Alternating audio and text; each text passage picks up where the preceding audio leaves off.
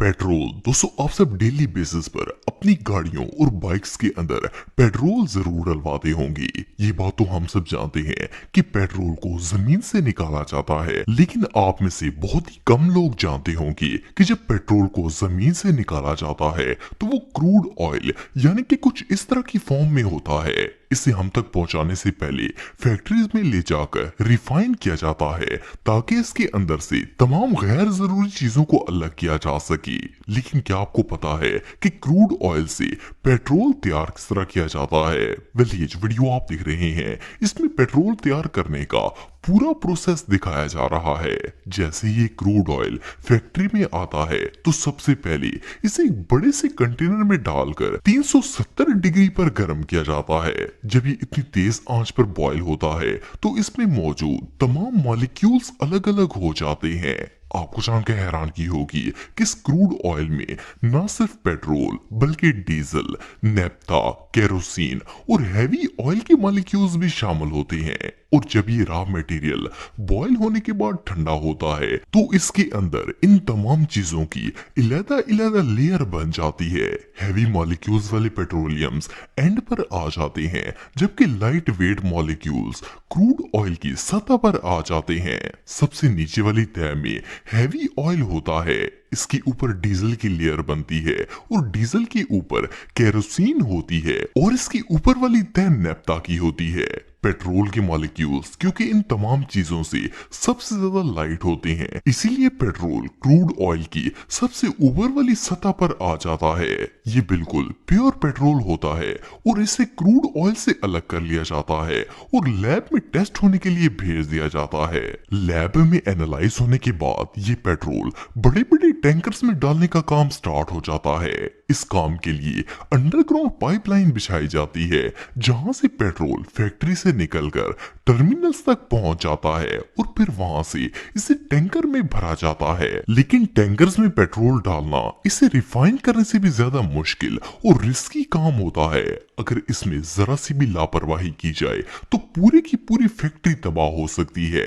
इसलिए वर्कर इसे बहुत ही एहतियात से टैंकर में भरते हैं। सबसे पहले एक बड़े पाइप को टैंकर के साथ फिक्स किया जाता है और इसके साथ एक मॉनिटरिंग मशीन लगाई जाती है। इस मशीन के अंदर सेंसर लगे होते हैं जो टैंकर को ओवरफुल होने से बचाते हैं और फ्यूल के फ्लो को भी मॉनिटर करते हैं। अगर ये सेंसर ना हो तो पेट्रोल ओवरफ्लो हो जाए और मशीनरी में स्पार्क की वजह से आग भी लग सकती है।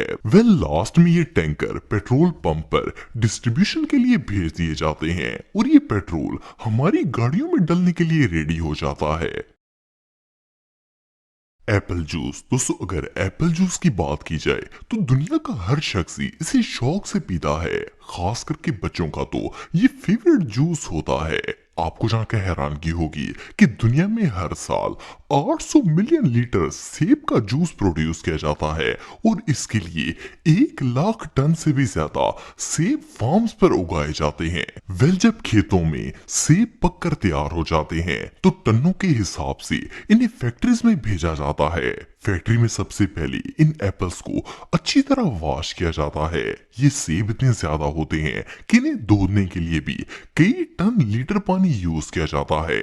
जब ये अच्छी तरह वॉश हो जाते हैं तो इन्हें पीलिंग के लिए एक मशीन में डाल देते हैं। इस मशीन के अंदर शार्प ब्लेड्स होते हैं जो तमाम सेबों से छिलका उतार कर इन्हें क्लीन करते हैं और फिर एक बड़े से ग्राइंडर में ट्रांसफर कर देते हैं। जैसे ये पील्ड एप्पल इस ग्राइंडर में आते हैं तो इसके अंदर लगे जिग-जैग ब्लेड्स एप्पल को छोटे छोटे पीसेस में क्रश कर देते हैं। इसके बाद इन क्रश्ड एप्पल्स के अंदर पेस्टिनेज नाम का एक केमिकल ऐड किया जाता है। ये केमिकल सेब को और ज्यादा नरम कर देता है ताकि इसमें से ज्यादा जूस निकाला जा सके। जब इन सेबों में केमिकल मिक्स हो जाता है तो इन्हें 1 से 1.5 घंटे के लिए कंटेनर में बंद कर देते हैं। इसके बाद इन एप्पल्स को कंटेनर से निकालकर एक हाइड्रोलिक प्रेस में डालते हैं। ये मशीन इतनी ह्यूज होती है कि इसके अंदर एक वक्त में 9 टन एप्पल प्यूरी आ सकती है और ये इसे फुल पावर से प्रेस करती है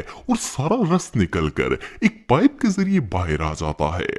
इसके बाद इस जूस को एक लार्ज स्टेनर में डालकर स्टेन करते हैं ताकि इसके अंदर से एप्पल के ज़रात निकल जाए और स्मूथ जूस बन सके। इसके बाद इस जूस में प्रिजर्विंग एजेंट्स डाले जाते हैं। इसके लिए पहले एप्पल जूस को बड़े से कंटेनर में डालकर गर्म करते हैं, फिर इसके अंदर शुगर, प्रिजर्विंग एजेंट्स और फ्लेवर वगैरह ऐड करते हैं। जब सारी चीजें अच्छी तरह मिक्स हो जाती हैं तो इस जूस को ठंडा करने के लिए बड़े बड़े रेफ्रिजरेटिंग कंटेनर में डालते हैं। इसके बाद ये जूस पैकेट में डालने के लिए रेडी हो जाता है और फिर एक फिलिंग मशीन इस जूस को कंटेनर से निकालकर पैकेट में भर देती है और इस पैकेट के साथ स्ट्रॉ लगाकर ये जूस मार्केट में जाने के लिए रेडी हो जाता है।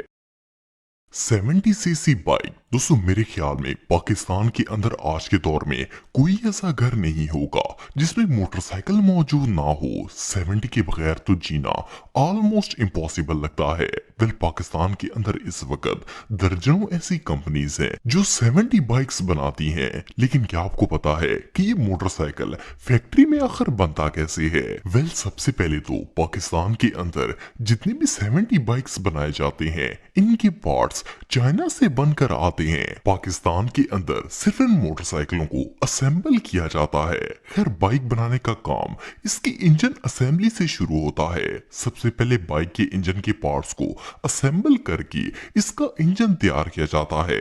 इसके बाद मोटरसाइकिल की शुरुआत इसकी बॉडी फ्रेम से होती है। सबसे पहले तैयारशुदा बाइक की बॉडी में वायर्स को फिक्स किया जाता है। आपको बताता चलूं कि बाइक में टैंकी टापे वो वाहिद चीज होते हैं जो उसी फैक्ट्री में तैयार होते हैं और बाकी तमाम चीजें तैयारशुदा असेंबल की जाती हैं। खैर बाइक की बॉडी में वायर लगाने के बाद इसमें मड गार्ड्स फिट किए जाते हैं। इसके साथ साथ स्प्रिंग्स, बोल्ट्स और ऐसी चीजें साथ साथ जोड़ते जाते हैं। फिर पहले पिछले व्हील को लगाया जाता है, फिर पिछले व्हील लगाकर इसमें चेन डाली जाती है और फिर शॉक्स लगाकर बाकी हिस्से भी साथ साथ लगाते हुए अगले व्हील और हैंडल की बारी आ जाती है। बाइक को असेंबल करने का काम इतना सेटिस्फाइंग होता है कि इसे देखकर ही मजा आ जाता है। बाइक बनाने का सारा काम वर्कर्स अपने हाथों से करते हैं। जैसे कि आप वीडियो में देख सकते हैं कि किस तरह हर एक पार्ट को बड़ी सफाई से फिट किया जाता है। पेट्रोल टैंक और इंजन लगाने के बाद तो मोटरसाइकिल ऑलमोस्ट रेडी हो जाता है। फिर हेडलाइट्स, मीटर और सारी वायरिंग करने के बाद आखिर में बाइक पर सीट लगाकर इसे फिट करते हैं। इसके बाद मोटरसाइकिल बनकर तैयार हो जाती है और वर्कर इसे हाथों से चलाकर पार्क कर देते हैं। वेल देखने में तो ये प्रोसेस काफी मजेदार लगता है, लेकिन हाथों से सारे मोटरसाइकिल को असेंबल करना बच्चों का खेल नहीं है और इस काम में कई घंटे लग जाते हैं। एनीवे जो भी हो, पाकिस्तान के अंदर इस मोटरसाइकिल के बगैर गुजारा करना बहुत मुश्किल है। Water cooler. दोस्तों पाकिस्तान के अंदर शायद ही कोई ऐसा घर होगा जिसमें ये प्लास्टिक वाटर कूलर इस्तेमाल ना होता हो, लेकिन क्या आपको पता है कि ये कूलर्स फैक्ट्री में बनाए कैसे जाते हैं और इनके अंदर ऐसी कौन सी चीज लगाई जाती है जिससे इनका पानी इतनी देर तक ठंडा रहता है? वेल इस कूलर को बनाने के लिए जो बेसिक चीज यूज की जाती है वो प्लास्टिक पाउडर होता है। सबसे पहले इस पाउडर को एक भट्टी में डाला जाता है जहां ये मेल्ट होकर एक जायंट नोजल से बाहर निकलता है। इस नोजल से प्लास्टिक के साथ साथ गर्म हवा भी निकलती है जिससे गर्म प्लास्टिक आपस में चिपकता नहीं है। अलबत्ता इसका एंड वाला पार्ट वर्कर खुद आपस में चिपका देते हैं ताकि कूलर की शेप ठीक से बन सके। जैसे ही एक स्पेसिफिक साइज का प्लास्टिक नोजल से बाहर आ जाता है तो इसे भट्टी के साथ लगे सांचे में बंद कर देते हैं। भट्टी से निकलने वाली हवा प्लास्टिक को फुला देती है और ये सांचे से कूलर की शेप में आ जाता है। इसके बाद जब प्लास्टिक ठंडा हो जाता है तो इसे सांचे से बाहर निकाल लेते हैं। फिर इस कूलर से एक्स्ट्रा प्लास्टिक रिमूव किया जाता है और इसके ऊपर वाला पार्ट भी काट देते हैं। एक और मशीन कूलर के हैंडल वगैरह बनाने का काम कर रही होती है।